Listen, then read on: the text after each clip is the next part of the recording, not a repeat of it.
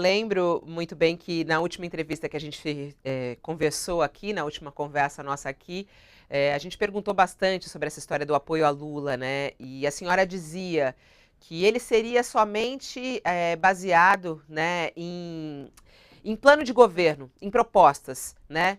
E eu queria saber o que, que a senhora conseguiu ali fechar, né, na campanha de Lula, com Lula. Quais são as suas propostas que serão implementadas no plano de governo de Lula? O que, que ele lhe prometeu que fará?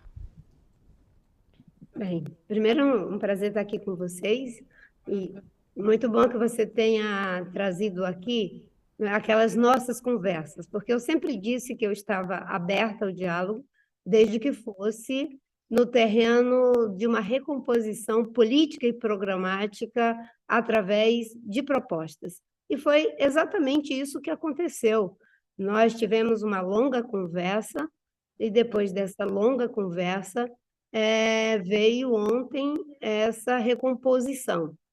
Eu levei para o presidente as propostas que eu julgo que são essenciais para que a gente possa enfrentar, em primeiro lugar, o desafio de preservar e ampliar a nossa democracia.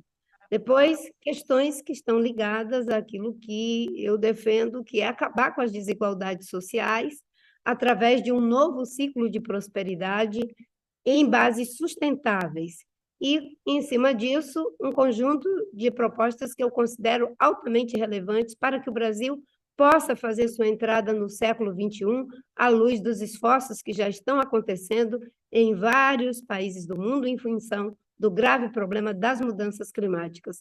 Entre elas, eu ressalto aqui o que será a diretriz básica da política socioambiental de um futuro governo Lula, de que essa política será transversal, perpassando todos os setores do governo no mais alto nível de prioridade do presidente da República, que foi exatamente o que ele disse em alto e bom tom. De fortalecer o Sistema Nacional de Meio Ambiente, que foi completamente desestruturado no governo Bolsonaro em relação à recomposição de orçamento, IBAMA, ICMBio, Serviço Florestal Brasileiro de volta para o Ministério do Meio Ambiente, Agência Nacional de Águas também, fortalecimento do Instituto de Pesquisas Espaciais e a diretriz de controle e participação social. O presidente Bolsonaro é avesso a tudo que tem a ver com democracia, transparência, presença da sociedade. E nós vamos recompor o IBAMA e todos os conselhos da área ambiental que foram destruídos e assegurar que as políticas ambientais sejam feitas com a participação dos diferentes segmentos da sociedade, como foi na época em que eu fui ministra, com os resultados que alcançamos de derrubar o desmatamento Senhora, em cerca de a senhora 33%. pode voltar a ser ministra? Já que a senhora falou, né? Quando eu fui ministra, pode ser ministra. Muita gente estava falando ontem. Será que, caso Lula seja eleito, Marina Silva será ministra do Meio Ambiente mais uma vez? Bem, eu vou concluir aqui algumas das propostas que você havia colocado e depois eu falo sobre isso. E a última diretriz é a diretriz de investimento em desenvolvimento sustentável, inclusive fazendo com que os recursos do Plano Safra de 340 bilhões sejam a base para a transição de uma agricultura de baixo carbono, infraestrutura para o desenvolvimento sustentável, a criação de uma autoridade nacional para risco climático, enfim, é um conjunto de propostas que eu considero altamente relevantes e que foi ali um compromisso público do presidente da República, não com a Marina Silva pura e simplesmente, mas com a sociedade brasileira, que é isso que eu considero importante, um compromisso público com a sociedade brasileira das propostas que ali foram levadas, que eu chamei de resgate atualizado da agenda socioambiental perdida, que essa agenda começa em 2003, no governo do próprio presidente Lula, e ninguém melhor do que ele